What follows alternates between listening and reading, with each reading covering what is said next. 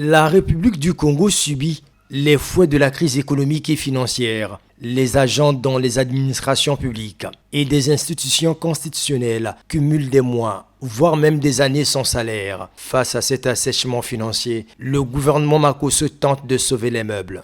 La suspension des missions à l'étranger des ministres, des hauts fonctionnaires de l'administration et autres agents de l'État est l'une des décisions prises ces derniers jours. Une mesure saluée par les Brazzavillois. C'est une bonne si elle est applicable. C'est une bonne résolution, vu que le pays est comme en crise. Il faut prendre des mesures. Pour moi, en tout cas, c'est une bonne résolution qu'ils ont prise.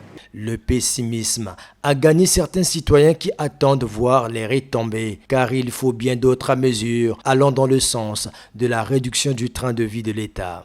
Moi, j'ai toujours dit, personnellement, le ministre, le directeur, c'est un serviteur. C'est un serviteur du peuple. Je crois que pour que nous puissions avancer, il faut se dire décidant. C'est l'une des mesures que le gouvernement a pensé mettre en place, mais cela ne suffirait pas.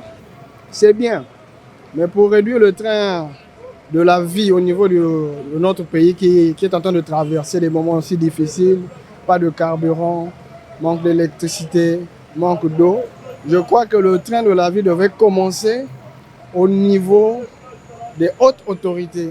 Par exemple, la réduction des salaires des ministres fait en partie des solutions palliatives. Ceux qui sont au sommet de l'État, ils doivent aussi payer les impôts. La décision de suspendre les missions à l'étranger des membres du gouvernement jusqu'à la fin de l'année 2024, selon la circulaire du 14 octobre prise par le Premier ministre Anatole Kone Makosso, n'implique pas celle du président de la République.